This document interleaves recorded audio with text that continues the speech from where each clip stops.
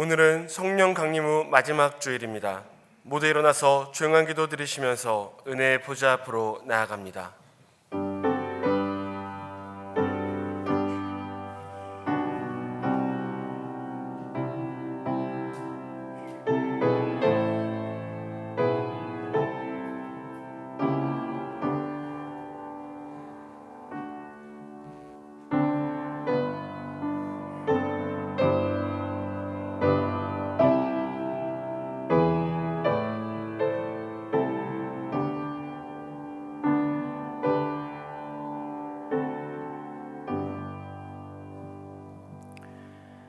하나님은 영이시니 예배하는 자가 신령과 진정으로 예배할지니라.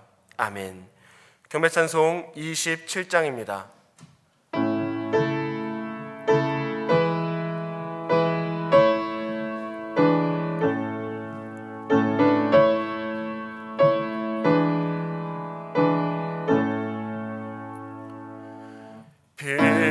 빛나고 높은 보좌와 그 위에 앉으신 주 예수 얼굴 영광에 해같이 빛나네. 해같이 빛나네. 지극히 높은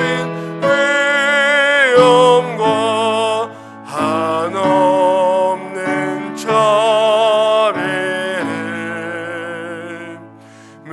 무천사 소리 합하여 늘 찬송 드리네. 늘 찬송 드리네. 영주길 나를 살리려 그 영광 떠나서 그 부끄러운 십자가 날 위해 지셨네. 날 위해 지셨네. 나 이제 생명 있음은 주님의 은혜요. 저 사망 권세 이기는 큰 기쁨 넘치네. 큰 기쁨 넘치네. 주님의 보좌 있는데 전한 몸 이리로 그 영광 몸소 배울 때 내 기쁨 넘치리. 내 기쁨 넘치리.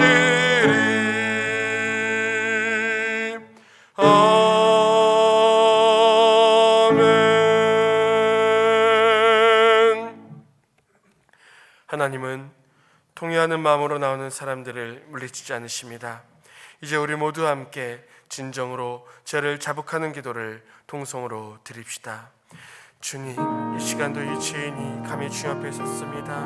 이 거룩한 주님 앞에, 이 거룩한 예배 시간에 이 더러운 죄인이었습니다. 그러나 주님, 다만 우리로서는 감히 주 앞에 설 수 없지만 우리 주 예수 그리스도의 십자가 보혈의 공로에 힘입어 아버지 감히 주 앞에 나아갑니다. 주님, 우리 모든 죄악된 행실들을 오직 주님께만 구합니다. 다만 주님, 이 용서할 수 없는 죄인이오나 다만 이 죄를 불쌍히 여기사 자비와 긍휼로써 주님 용서하여 주시옵소서. 무엇보다 우리의 마음이 연약하였음을, 우리 생각이 악하였음을 주님께 고백합니다. 주님, 세상의 수많은 것들 가운데 두려움과 염려 우리 마음을 넘겨주었으며 세상과 똑같이 살아가는 우리 삶이 되었었음을 아버지 주님께 고백합니다. 우리의 모든 죄악도 오직 주님께만 고백하오니 다만 주님 들으시옵고 다만 주님 불쌍히 여기사 우리를 용서해 주시오며 또 우리의 마음과 생각을 지켜주사 오직 주님께로만 또 주원하신 뜻 가운데에서 또한 거룩하고 성결하게 살아가는 우리 모든 성도들이 되어질 수 있도록 주님과 함께하여 주시옵소서. 이 거룩한 예배 시간 우리 모든 성도들 성결하게 시켜주시며 말미암아 거룩한 예배 시간 거룩한 성도로서 주께 예배를 올려드리는 귀하고 복된 시민들 되어질 수 있도록 우리를 주님 용서해 주시옵소서. 주님 모든 것을 고백하오니 주님 용서해 주시옵소서.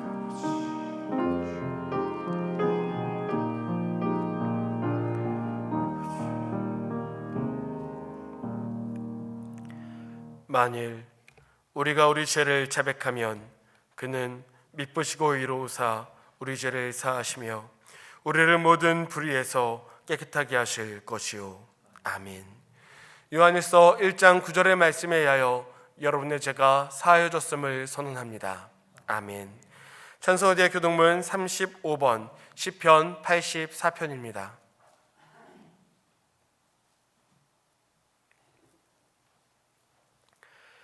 만군의 여호와여, 주의 장막이 어찌 그리 사랑스러운지요.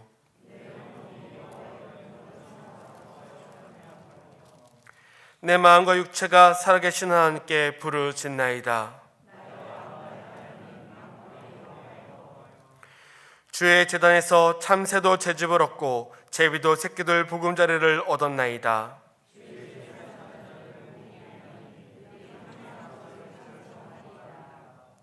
주께 힘을 얻고 그 마음에 시온에 데려가 있는 자는 복이 있나이다. 그곳에 많은 샘이 있을 것이며 이른 비가 북을 채워 주나이다.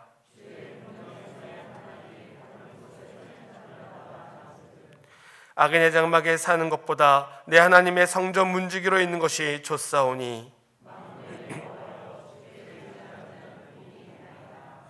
아멘. 사도신경으로 신앙 고백합니다. 전능하사 천지를 만드신 하나님 아버지를 내가 믿사오며 그 외아들 우리 주 예수 그리스도를 믿사오니 이는 성령으로 잉태하사 동정녀 마리아에게 나시고 본디오 빌라도에게 고난을 받으사 십자가에 못 박혀 죽으시고 장사한 지 사흘 만에 죽은 자 가운데서 다시 살아나시며 하늘에 오르사 전능하신 하나님 우편에 앉아 계시다가 저희로서 산자와 죽은 자를 심판하러 오시리라.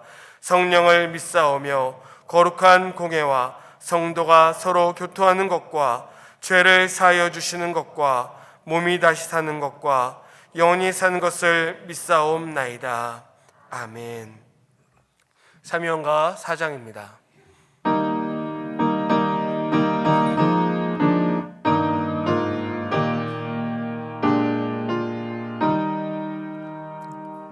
성부 성자와 성령 영원히 영광 받으옵소서.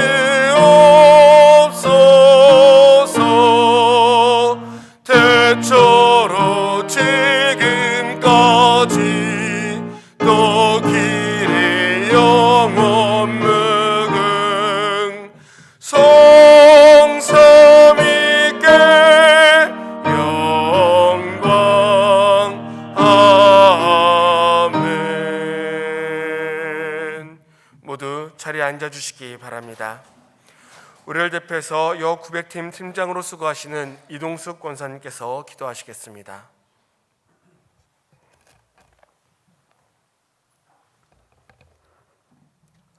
길이요 진리요 생명 되시는 주님, 거룩한 주일을 맞이하여 하나님 전에 나와 예배 드릴 수 있게 하시니 감사합니다. 비록 이 자리에 같이 예배 드리지 못하고 삶의 자리에서 있는 곳에서 주님께 예배 드리는 주의 자녀들을 기억하시고 같은 은혜 내려 주시옵소서. 또한 온라인 영상으로 드리는 성도님들에게도 하나님의 사랑과 은혜를 충분히 받는 귀한 시간 되길 원합니다.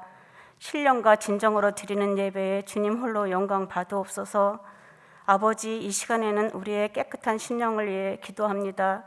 하나님이여, 주님의 자녀의 삶을 살지 못할 때가 많았음을 고백합니다.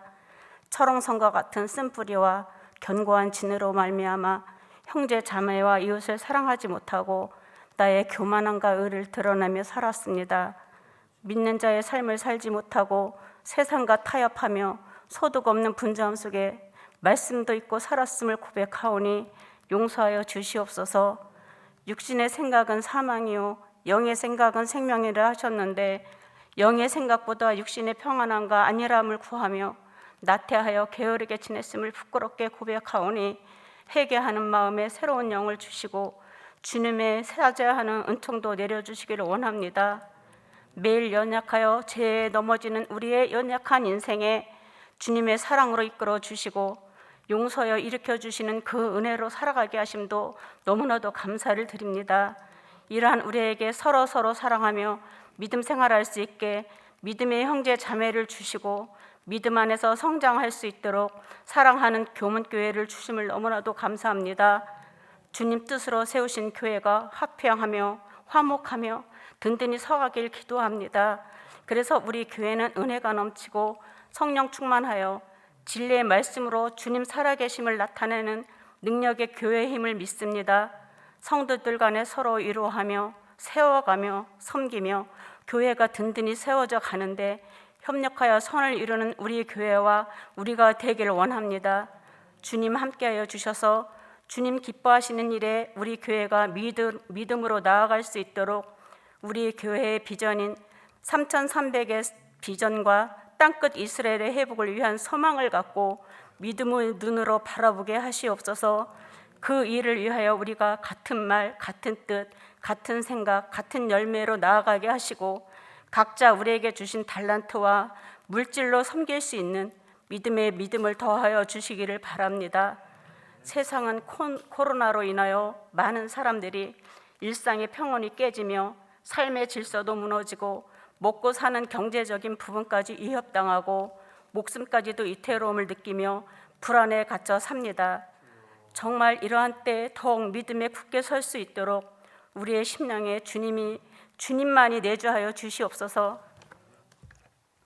이런 때일수록 말씀 안에 거하여 세상 염려와 풍조에 휩쓸리지 않게 우리에게 지혜를 주시기를 원합니다. 악한 영들에 대해 하나님의 주재권을 날마다 선포하며 영적 전쟁에서 승리하게 하여 주시옵소서. 그리하여 하나님의 창조 질서를 무너뜨리는 악한 영들에 대해서 아버지 악법들에 대해서 우리가 동성애, 낙태법, 차별금지법을 막기 위해서 많은 분들이 눈물의 기도를 올리고 있사오니 주님 응답하여 주셔서 만민이 하나님 살아계심을 알게 하여 주시옵소서. 이제 우리 성도님들을 위해 기도합니다. 마음이 가난한 자를 불쌍히 여기시고 일으켜 주셔서 약속하신 천국의 주인 되는 소망 주시옵소서. 육신의 병듦과 삶의 곤고로 신음하는 성도님에게는 주님의 하나님 자비와 위로를 내려 주옵소서. 가족의 가족 구원을 위해 울며 기도하는 분들에게는 가족 구원의 기쁨도 허락하여 주시옵소서. 자녀의 문제로, 가정의 문제로 아픈 마음 갖고 계신 분이 있다면 하나님 앞에 문제를 해결받을 수 있도록 기회를 열어 주시옵소서. 주님께서는 어떠한 상황 속에서도 우리에게 최선의 것을 주신다고 하셨사오니 생명 있어서 느끼는 모든 희노애락에 감사함을 느끼게 하여 주시옵소서. 아버지, 사랑과 은혜에 감격하여 헌신하며 봉사하는 주의 자녀들이 있습니다. 찬양대로, 꽃꽂이로, 차량으로, 또 주차로, 방역하시는 일로 보이지 않는 곳곳에서 섬기는 손길들을 기억하시고 축복해 주시옵소서. 우리의 섬김은 구원해 주시고 사랑해 주시는 하나님 은혜에 대한 감사이기에 주님께서도 우리의 헌신을 기쁘게 받아주실 줄 믿습니다. 주님, 목사님을 위하여 기도합니다.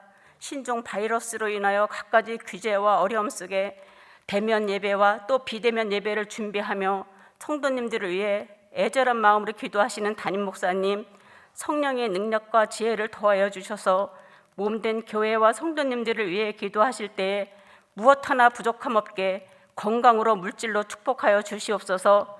목사님 가정에도 평안으로 함께하여 주시옵소서.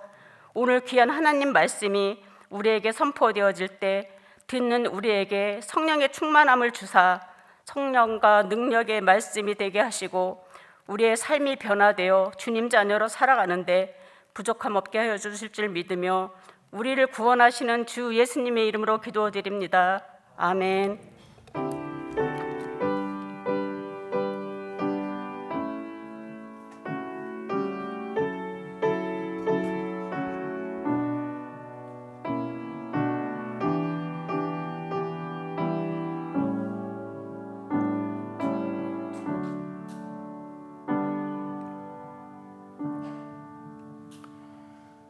드린 예물 봉헌하겠습니다.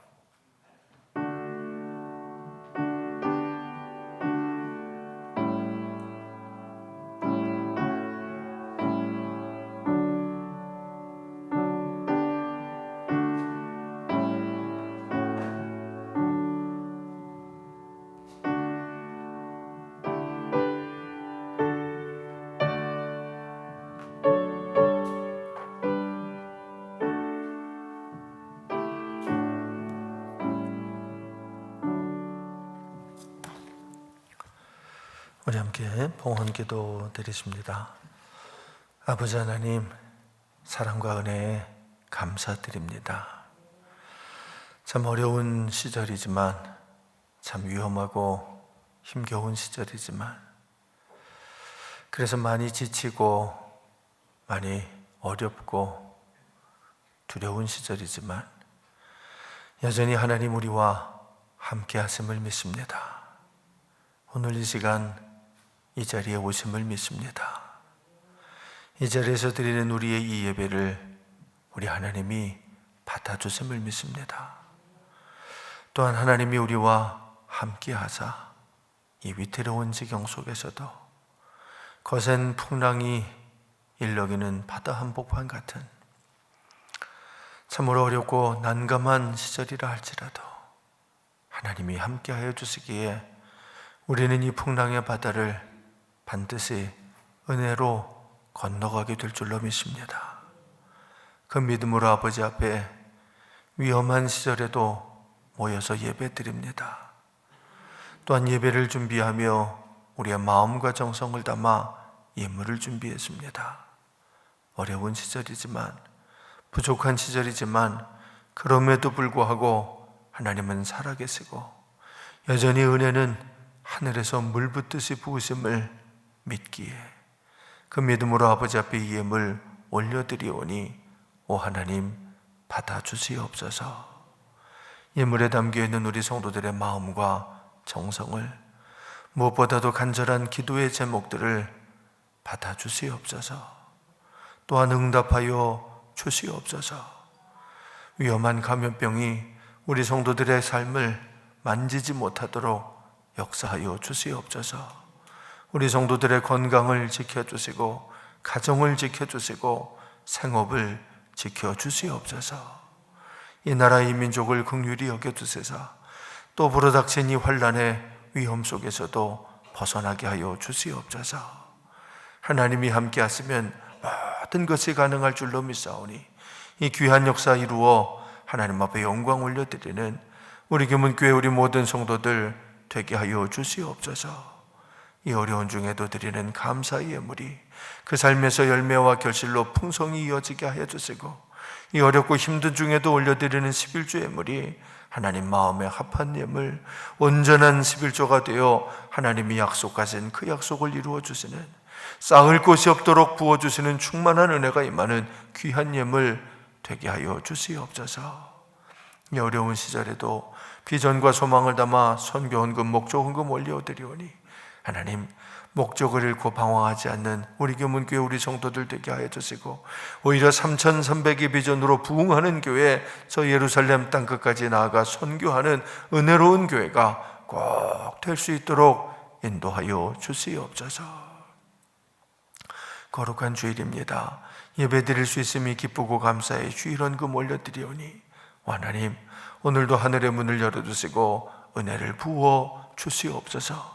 소낙비처럼 폭포수처럼 내려 주시옵소서. 은혜 받아 우리의 마음이 바뀌게 하여 주시고, 생각이 달라지게 하여 주시고, 삶도 인생도 변화되는 시간이 꼭 되게 하여 주시옵소서. 오늘 이 시간 이 자리에서 예배드리고 싶은 간절한 마음은 있지만 여러 가지 이유로 이 자리에 차마 참석하지 못하고 각 가정에서 이 시간 영상으로 예배드리는 이들이 있습니다. 하나님, 그 예배도 기쁘게 받아주시고 저들이 온라인으로 헌금하는 헌금도 똑같이 받아주시며 동일한 은혜로 응답하여 주시옵소서. 먹을 수 있는 것이 감사의 성미를 올려드리고 아름다운 꽃으로 주의 존전을 장식하오니 더 향기롭고 좋은 것들로 풍성히 내려주시오며, 오늘도 남다른 열심으로 주 앞에 헌신하며 봉사하며 충성하는 이들 꼭 기억해 주시고 그 모든 수고 위에 더욱 넘치는 하늘의 복을 충만히 내려 주시옵소서. 이 모든 예물을 우리의 온 마음과 정성을 담아 아버지 하나님 앞에 올려드리오며 거룩하신 예수님의 이름으로 감사드리며 기도하옵나이다. 아멘.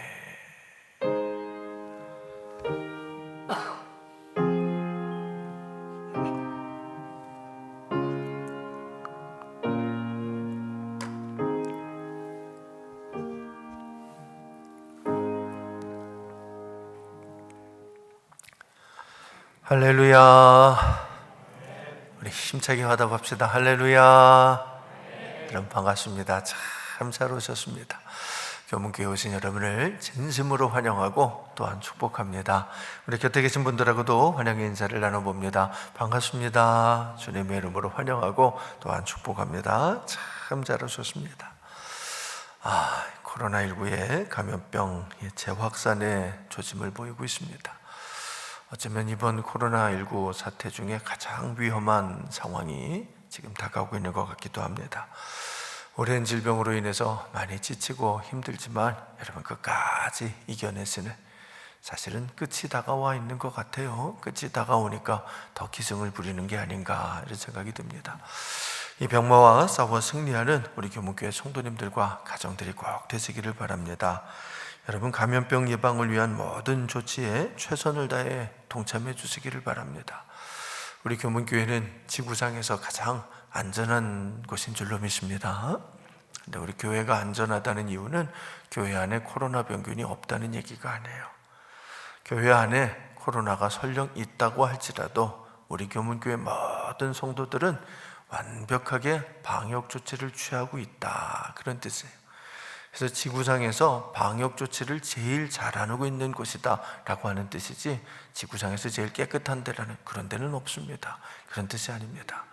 그러니까 여러분 한 사람 한 사람이 절대 방심하지 마시고, 오늘 예배드릴 시간에 또 방역 마스크 다 쓰고 계시고, 저도 뭐 이게 마스크를 벗으려니까 이런 걸 앞에다 놓고 그리고 진행하고 있습니다만은, 하여튼 방역 조치에 최선 다하시는 것, 지금은 그것이 제일 지혜로운 것이니까 꼭 거기에 협조해 주시기를 바라고요. 여러분 교회만이 아니라 지금은 뭐 어디로 가든지 간에 누구를 만나든지 간에 꼭 마스크 쓰시고, 하여튼 안심하지 마시고 늘 깨어서 기도하면서 준비하면서 예비하면서 예방하면서 지내시기를 바랍니다. 여러분 지금은 그 어느 때보다도 기도를 많이 해야 하는 시기입니다. 코로나19가 이 병마 건강의 문제만 오는 게 아니라 영적인 문제로도 우리를 굉장히 해이하게 만들고 나태하게 만들고 연약하게 만들고 있습니다.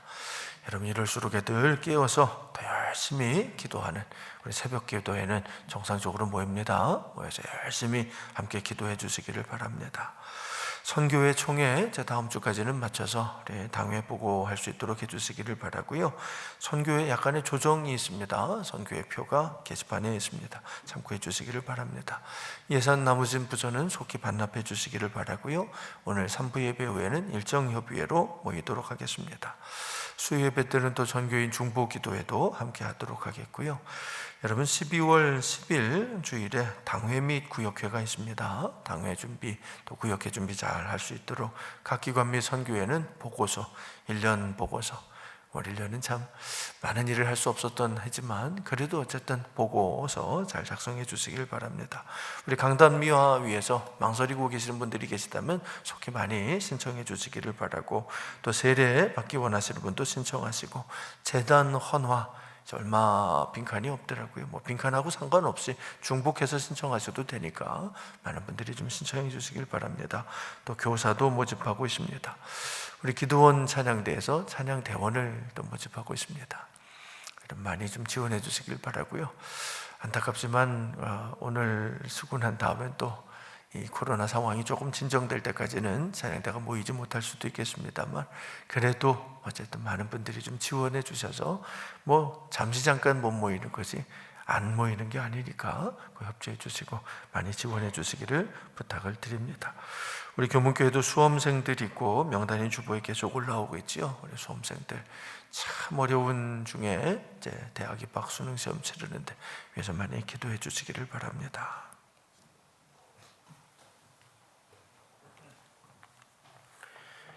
오늘 하나님의 말씀은 사도행전 17장 16절에서 23절 말씀입니다. 신약성경 217페이지입니다.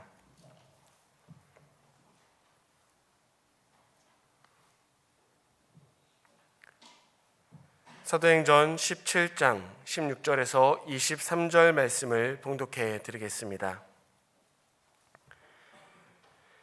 바울이 아덴에서 그들을 기다리다가 그 성에 우상이 가득한 것을 보고 마음에 격분하여 회당에서는 유대인과 경건한 사람들과 또 장터에서는 날마다 만나는 사람들과 변론하니, 어떤 에피쿠로스와 스토아 철학자들도 바울과 쟁론할세, 어떤 사람은 이르되 이 말쟁이가 무슨 말을 하고자 하느냐 하고, 어떤 사람은 이르되 이방신들을 전하는 사람인가 보다 하니, 이는 바울이 예수와 부활을 전하기 때문이로라.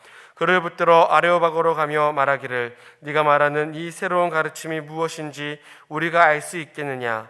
네가 어떤 이상한 것을 우리 귀에 들려주니 그 무슨 뜻인지 알고자 하노라 하니, 모든 아덴 사람과 거기서 나그네 된 외국인들이 가장 새로운 것을 말하고 듣는 것 이외에는 달리 시간을 쓰지 않음이더라. 바울이 아레오바고 가운데 서서 말하되, 아덴 사람들아, 너희를 보니 범사에 종교심이 많도다. 내가 두루다니며 너희가 위하는 것들을 보다가 알지 못하는 진에게라고 새긴 단도 보았으니, 그런즉 너희가 알지 못하고 위하는 그것을 내가 너희에게 알게 하리라. 아멘. 기도원 찬양대가 찬양으로 하나님께 영광 돌리겠습니다.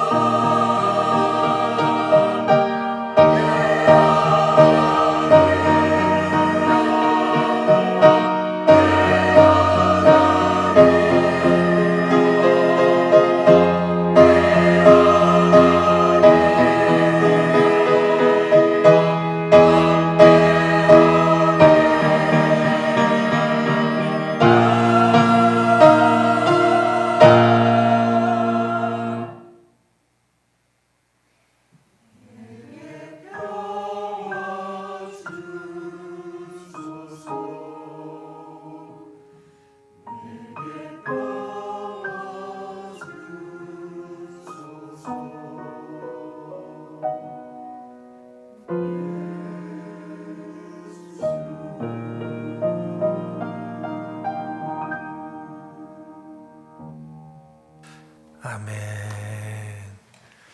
이 어려운 시절에 우리 기도원 찬양대가 그래도 정성 다해 하나님을 찬양했습니다. 은혜 많이 받았다고, 수고한다고 격려의 큰 박수를 좀 보내주시기 바랍니다.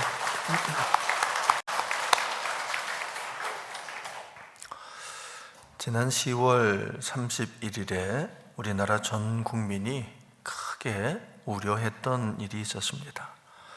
할로윈 축제가 서울 이태원을 중심으로 행해졌기 때문입니다.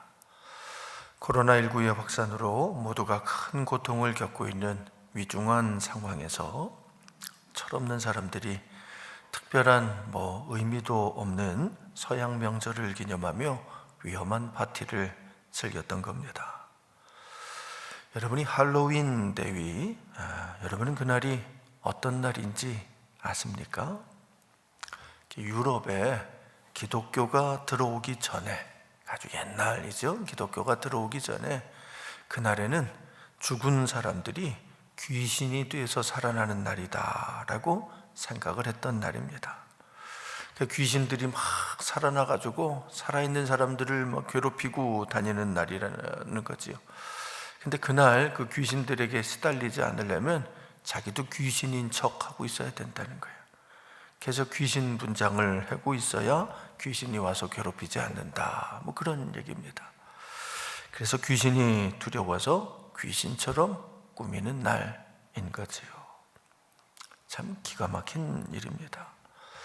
여러분, 그렇게 분장을 하면 누가 제일 좋아할까요? 여러분, 마귀가 제일 좋아하지요. 마귀 복장을 하고 마귀의 행동을 하고 마귀를 숭배하는 날이기 때문입니다. 이렇게 말하면 뭘 그렇게까지 심각하게 생각하냐고, 그냥 좀 재미삼아, 그냥 장난 삼아 하는 것뿐이라고, 아무것도 아니라고 이렇게 웃어 넘기려는 분들도 있을 겁니다. 글쎄요, 여러분, 그냥 그렇게 웃어 넘길 일이면 참 다행입니다만 하나님께서도 그렇게 보실까요? 하나님도 그런 행위들을 그냥 재미있는 장난이라고 생각하실까요? 현대 사회는 고도로 문명이 발달한 사회입니다. 인류 역사상 지금처럼 문명이 발달했던 적은 한 번도 없었습니다. 그 결과 현대 인류는 과거에는 상상도 못했던 많은 문화적 혜택을 누리며 살고 있습니다. 일단 수명이 늘어났습니다. 의학이 발달하면서 사람들이 예전보다는 아주 오래 살게 된 겁니다. 그것도 훨씬 더 건강하게 잘 먹고 잘 입고 편안하게 살 수 있게 되었습니다. 또한 교통과 통신이 많이 발달해서 과거에는 꿈도 꿀 수 없었던 편리함을 누리게 되었습니다. 뿐만 아니라 음악도 미술도 문학도 하여튼 예술이 엄청나게 발달했습니다. 지식 2배 증가 곡선이라는 것이 있습니다. 인류의 지식이 2배로 증가하는데 걸리는 시간을 그래프로 이렇게 표현하는 그런 학설인데요. 여러분, 지난 1900년대까지는 인류의 지식이 이렇게 2배로 증가하는데 100년이 넘게 걸렸었다고 합니다. 하지만 1990년대부터는 25년마다 인류의 지식이 2배로 증가하기 시작했고 2000년대 들어서서, 그러니까 현재지요. 현대는 1년으로 줄었답니다. 그러니까 지금은 매년 1년마다 인류의 지식이 2배로 증가한다는 겁니다. 여러분, 그런데 2030년대에 들어서면, 이제 불과 10년 뒤죠. 2030년대에 들어서면 3일이면 인류의 지식이 2배로 증가할 거라고 합니다. 그러니까 지식이 기하급수적으로 발전하고 있는 거지요. 인간이 알아가는 것이 엄청나게 늘어나고 있는 것입니다. 그래서 이제는요, 과거에는 불가능하다라고 생각을 했던 일들을 척척 해내고 있습니다. 달에도 가보고 별에도 우주선을 보내고 하여튼 대단한 일들이 일어나고 있지요. 여러분, 그런데 그래서 그만큼 행복하십니까? 지식이 늘어나서 아는 게 많아져서 할 수 있는 것들이 많아서 그래서 행복하십니까? 예전에 하비 콕스라고 하는 유명한 신학자가 전기불이 들어오면서 귀신은 사라졌다 이런 말을 했는데 과연 그렇습니까, 여러분? 인류의 지식이 발전하면서 문명이 고도로 발달하면서 정말 귀신이 사라졌습니까? 아닙니다. 절대로 아닙니다. 오히려 늘어났습니다. 그것도 엄청나게 늘어났습니다. 여러분, 오늘날 만들어지는 영화나 음악, 미술 등 문명을 대표하는 것들에 얼마나 많은 귀신들이 서려 있습니까? 여러분 보면 맨 귀신 영화고 맨 귀신 음악이고 어디를 가든 무당과 점쟁이들이 활개치고 이것이 우리의 현실 아닙니까? 이성이 발달하면 사람들이 이성적이 되면 귀신에서 벗어날 줄을 알았는데 그렇습니까? 아닙니다. 정반대입니다. 문명이 발달하면 발달할수록 귀신, 곧 마귀를 섬기는 것은 오히려 증가하고 있습니다. 왜 그럴까요? 어째서 이성적인 사회가 될수록 문명이 발달하면 발달할수록 더 악마적인 세상이 되는 것일까요? 인류의 문명은 하나님으로부터 멀어지는 방향으로 발달하고 있기 때문입니다.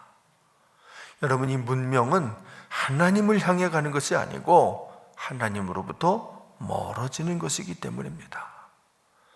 빛에서 멀어지면 어둠이어지는 것은 당연한 겁니다. 여러분, 이 어둠은 실체가 있는 것이 아닙니다. 빛에서 멀어지면 저절로 어두워지는 것입니다. 빛이신 하나님으로부터 멀어지면 어둠의 세력이 발달하는 것은 당연한 거지요. 그런데 이 문명은 빛으로 나아가는 것이 아니고 사실은 빛에서 멀어지는 겁니다. 자, 그렇다면 우리 기독교인들은 이 문명을 거부해야 하는 것일까요? 문명이 발달하는 것을 반대하고 문화가 발전하는 것을 거부해야 하는 것일까요? 안 됩니다. 또 그렇게 하면 인류와도 멀어지게 됩니다. 사회와도 사람들과도 멀어지게 되고 맙니다. 여러분, 우리의 사명은 사람을 구원하는 것인데 사람들로부터 멀어져서는 사명을 감당할 수 없습니다. 그러니 어떻게 해야 할까요? 우리 기독교인들은 이 발달하는 현대 문명에 어떻게 대응해야 하는 것일까요? 사도 바울 시대에는 최고의 첨단 문명이 그리스 아테네에 있었습니다. 당시 세계의 중심은 물론 로마였습니다만 이 로마는 정치와 권력의 중심지였습니다. 문화의 중심지는 아테네였습니다. 아테네가 문화의 중심지, 이성과 철학의 중심지, 예술의 중심지였습니다. 그 아테네에서, 그러니까 성경에서는 오늘 아덴이라고 했는데 하여튼 그 아덴에 바울이 도착했습니다. 우리 지난 시간에 살펴본 내용들이죠. 베레아에서 선교하던 중에 데살로니가 사람들이 몰려와서 막 무섭게 핍박을 하는 바람에 바울이 갑자기 아테네로 도망을 가게 된 겁니다. 생각지도 않았던 곳인데 핍박을 피해서 달아나다가 어쩔 수 없이 배를 타게 됐고 그 배가 아테네로 가는 배라 수백 킬로미터나 떨어진 아테네로 이제 오게 된 겁니다. 바울이 얼마나 급하게 왔는지 실라와 디모데에게는 어디로 간다고 말도 못하고 이제 떠나온 겁니다. 그래서 바울은 일단 아테네에 도착을 했고 베레아 사람들은 이제 돌려보내면서 실라와 디모데를 일로 보내달라고 부탁을 하고 그리고는 이제 실라와 디모데가 오기를 기다리고 있는 거지요. 여러분이 베레아부터 아테네까지는 수백 킬로미터, 300킬로미터 이상 되기 때문에 배를 타고 와도 아무리 빨리 와도 당시의 기술로는 4일 이상이 걸렸다고 합니다. 자, 그러니까 배편이 잘 맞아서 이제 맞았다고 해도 이 아테네에 있던 베레아 사람들이 가는데 4일, 또 가가지고 실라와 디모데를 보내서 오는데 또 4일. 그러니까 최소한 8일은 걸려야 이제 그분들을 만날 수 있는 거고, 그것도 배편이 잘 맞았을 때 얘기지, 배가 잘 안 맞으면 뭐 기한이 얼마가 될지도 알 수 없는 상황이었습니다. 그런 상황에서 바울은 이제 혼자 남아서 아테네, 곧 아덴 시내를 이제 다녀본 거지요. 여러분, 지금도 이 아테네는 그리스 관광을 가면 이제 빼놓을 수 없는 아주 중요한 명승지입니다. 아테네는 시내 전체가 다 관광지라고 할 만큼 많은 문화 유적이 남아있는 곳이지요. 바울 당시에는 특히 거기가 이제 철학의 중심지가 돼서 철학을 아는 사람이라면 누구나 오고 싶어 하는 하여튼 당대 최고의 철학자들, 지성인들이 모여들던 학문의 요람이었습니다. 멋진 건축물들이 막 즐비하고 최고의 지성들이 모여들고 최고의 예술이 탄생하던 곳이었던 거지요. 만약 여러분이 그 당시에 아테네에 갔다면 무슨 생각을 하셨을까요? 참 대단하다고, 참 엄청나다고 감탄하고 놀라고 그러지 않으셨겠습니까? 여러분, 2000년이 지난 지금도 아테네를 방문하는 사람은 누구나 깜짝 놀랄 수밖에 없는 광경들을 접하게 마련입니다. 특히 그 아테네 중심에 있는 파르테논 신전, 저도 2번이나 가봤습니다만 그 신전은 참 대단합니다.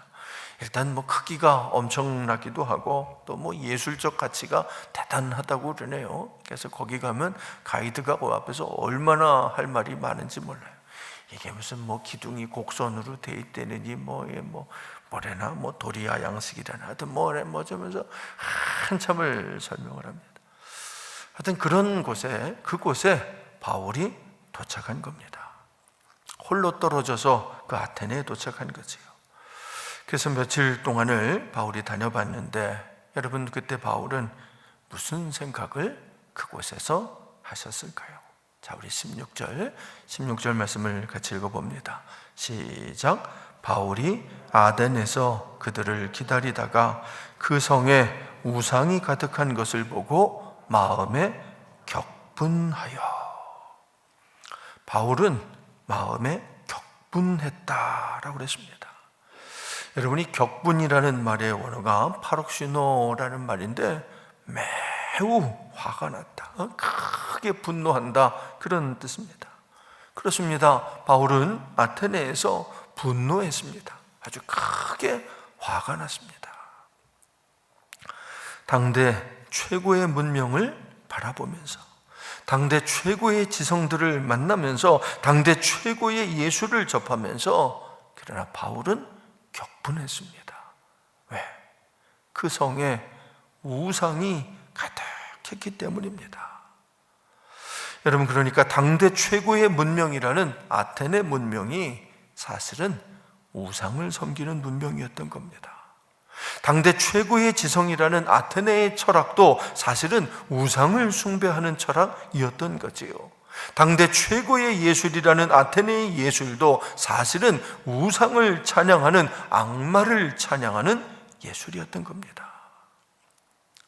인간의 눈으로 보면 대단한 문명으로 보이겠지만 하나님의 눈으로 보면 지극히 악마적인 도시였던 것입니다.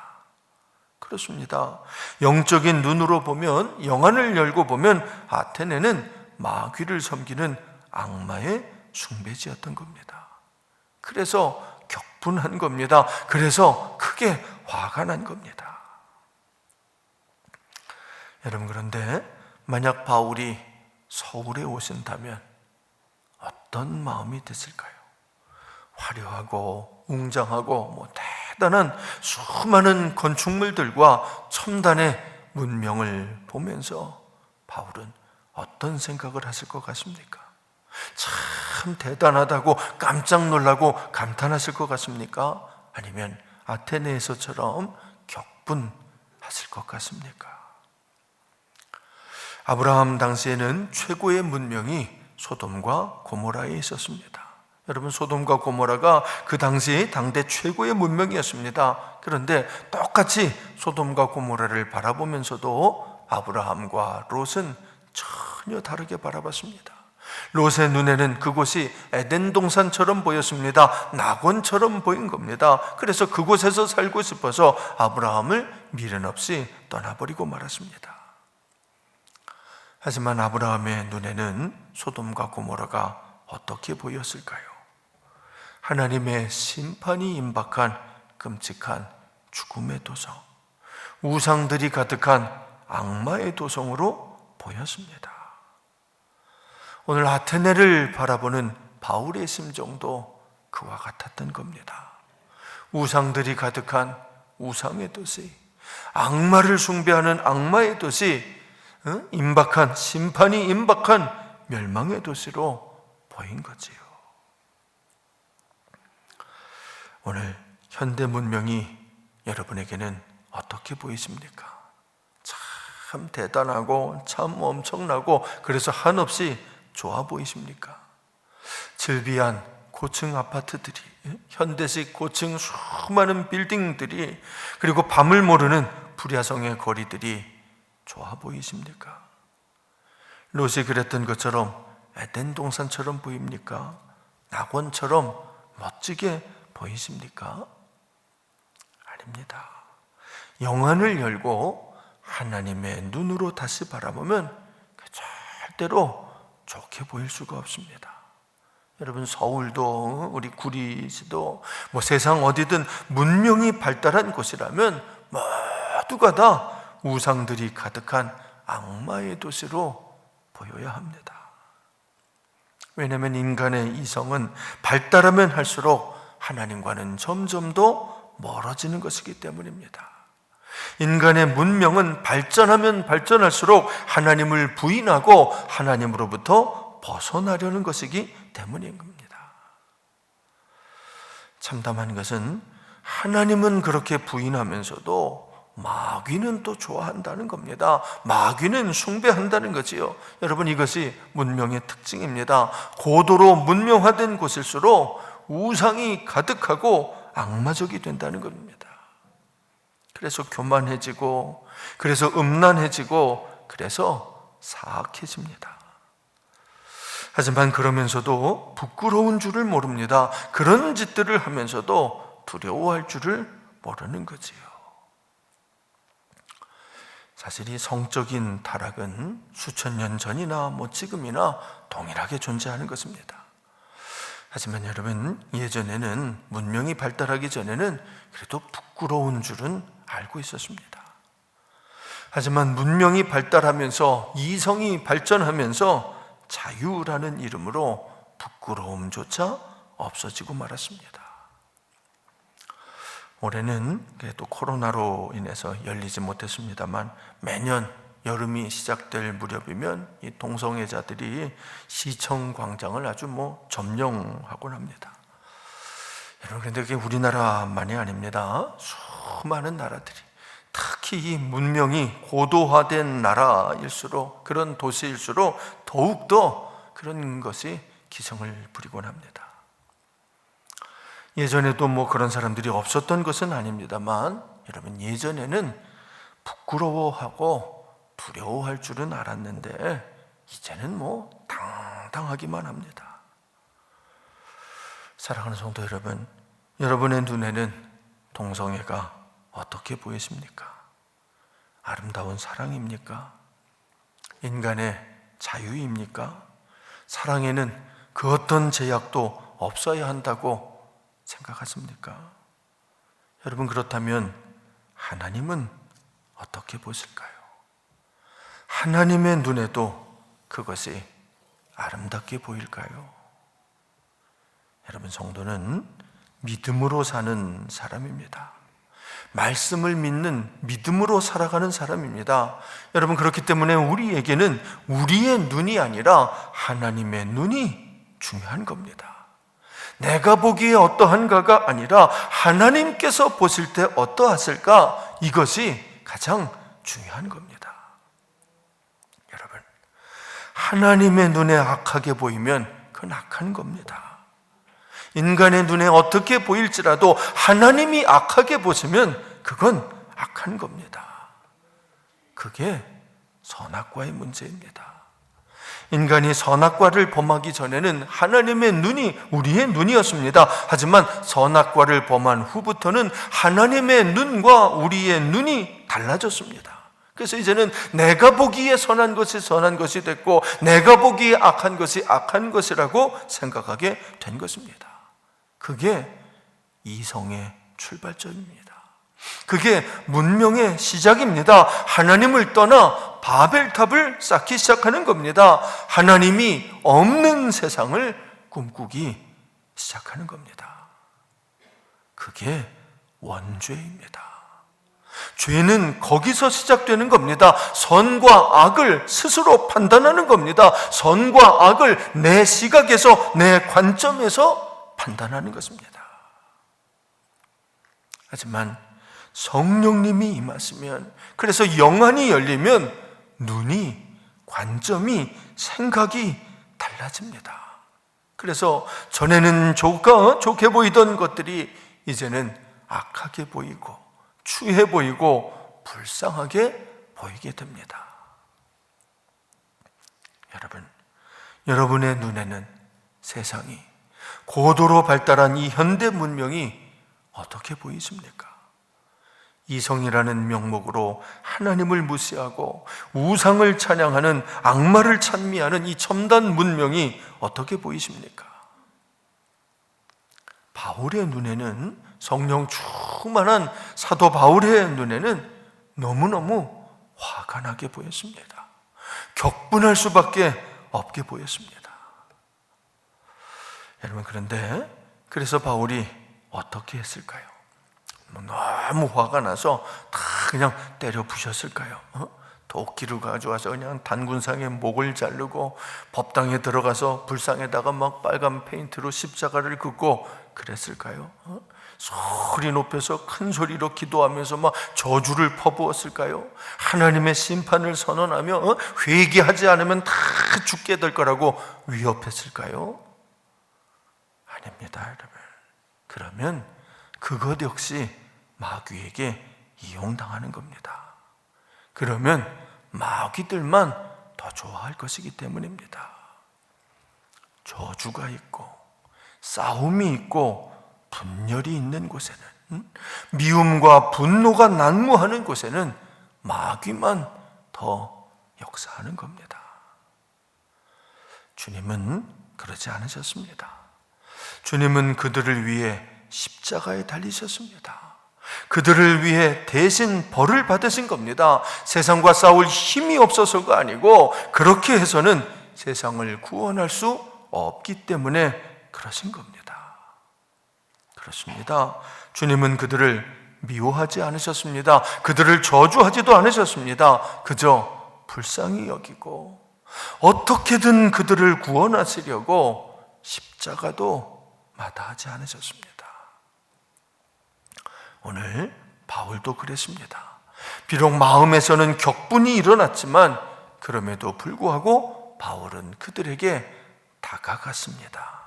자, 우리 17절, 18절 두 절을 같이 읽어봅니다. 시작. 회당에서는 유대인과 경건한 사람들과 또 장터에서는 날마다 만나는 사람들과 변론하니 어떤 에피쿠로스 수토와 철학자들도 바울과 쟁론할 때 어떤 사람은 이르되 이 말쟁이가 무슨 말을 하고자 하느냐 하고 어떤 사람은 이르되 이방신들을 전하는 사람인가 보다 하니 이는 바울이 예수와 부활을 전하기 때문이라라. 여러분, 바울은 그 사람들과 변론도 하고 쟁론도 했습니다. 회당에서도 사람들을 만났고 장터, 곧 아고라에 나가서도 사람들을 만났습니다. 에피쿠로스 학파 사람들도 만났고 스토아 학파 사람들도 만나서 심도 깊은 대화를 나누었습니다. 에피쿠로스와 스토아는요, 당대 최고의 철학이었는데 그들과의 대화도 피하지 않은 것입니다. 자, 그러니까 바울은 누구라도 다 만난 겁니다. 누구와도 다 대화를 한 것입니다. 마음에는 격분이 일어났지만 그럼에도 불구하고 화를 내지 않고 되도록 많은 사람들과 대화를 한 겁니다. 그러면서도 예수와 부활을 전했습니다.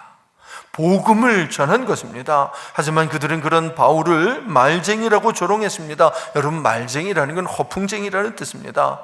그러나 바울은 그들이 무슨 소리를 하든지 간에, 자신이 무슨 소리를 듣게 되든지 간에 끝까지 복음을 전했습니다. 리차드 니버라는 유명한 윤리 신학자가 있습니다. 그분이 1951년에 그리스도와 문화, Christ and Culture라고 하는 책을 출판했습니다. 그 책에서 이 니버 목사님은 기독교인들이 세상의 문화를 어떻게 대해야 하는지 이제 5가지로 설명을 합니다. 첫째는 문화와 대립하는 겁니다. Christ against culture, against 대립하는 거죠. 문화를 배격하는 겁니다. 주로 이 보수적인 생각을 가진 분들이 취하는 그런 자세죠.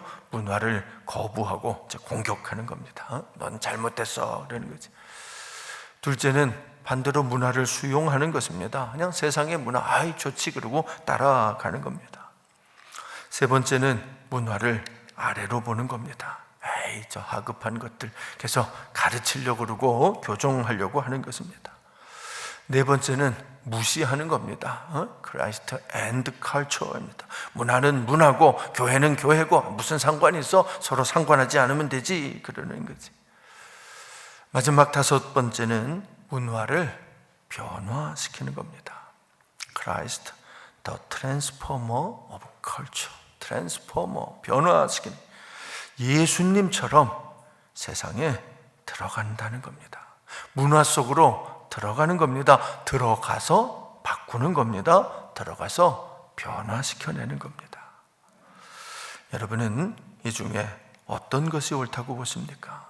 리차드 니버는 물론 5번째, 마지막 문화를 변화시켜야 한다고 생각을 합니다. 그러니까 예수님도 그러셨다라고 이제 얘기를 하는 거지요. 교회는 구원의 방주입니다. 방주는 물을 떠나면 안 됩니다. 그러나 여러분, 물이 스며들어도 안 됩니다.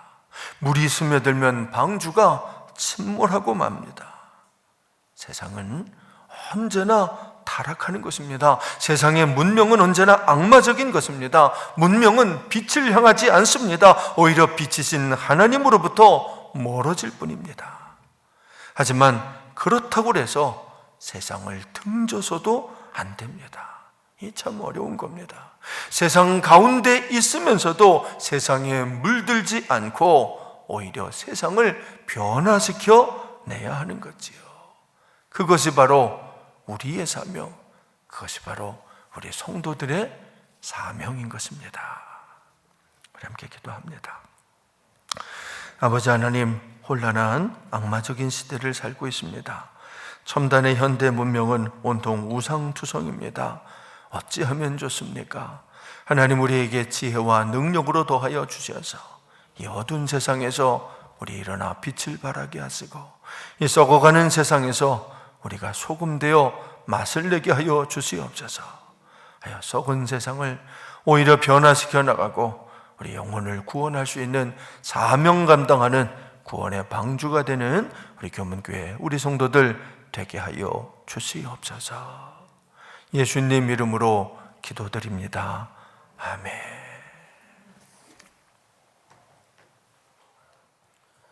다 자리에서 일어나셔서 헌신의 찬송 515장을 함께 찬양하시겠습니다.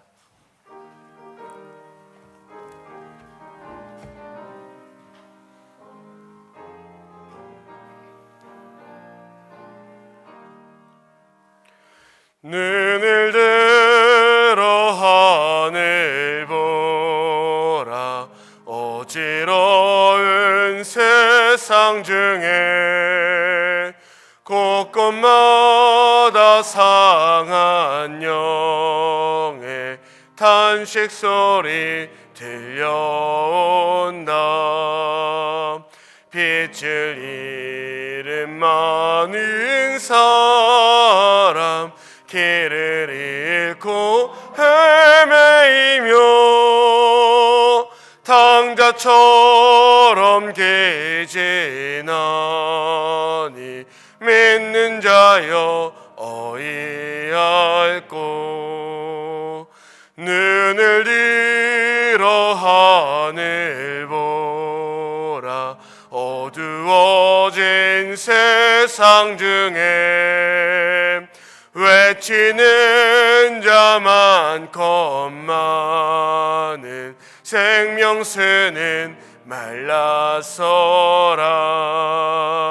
죄를 대속하신 주님 선한 일꾼 찾으시나. 대답하리 어디 있나. 믿는 자여 어이할꼬. 눈을 들어 하늘 보라. 살아계신 주 하나님 약한 자를 부르시어 하늘 뜻을 전하셨다. 생명수는 홀로 예수 처음이요 나중이라. 주님 너를 부르신다. 믿는 자여 어이할꼬. 눈을 들어 하늘 보라. 다시 서신 그리스도 만 백성을 사랑하사 오래 참고 기다리네. 인내하신 우리 구주 의의 심판하시는 날 곧 가까이 임하는데 믿는 자여 어이할꼬.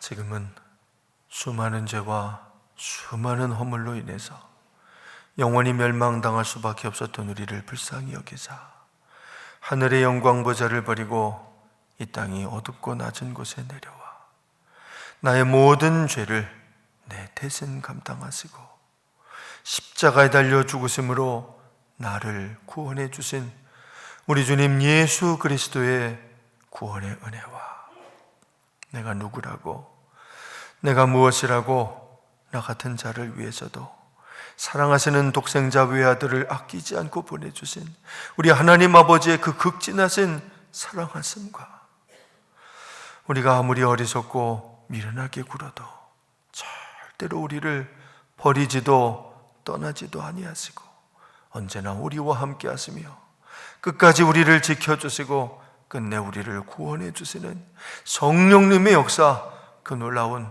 돌보아 주심이 이 혼탁한 세상에서, 이 사악한 세상에서 어떻게 해야 할지를 몰라서 암담해하고 답답해하고, 그럼에도 불구하고 성령님의 마음으로 하나님의 말씀 증거하며 세상의 빛이 되고 세상의 소금 되기를 다짐하는 우리 교문재단의 모든 성도들, 그 믿음 위에, 그 가정 위에, 그 자녀와 일터 위에 이제로부터 영원토록 함께 하옵시기를 간절히 축원하옵나이다. 아멘.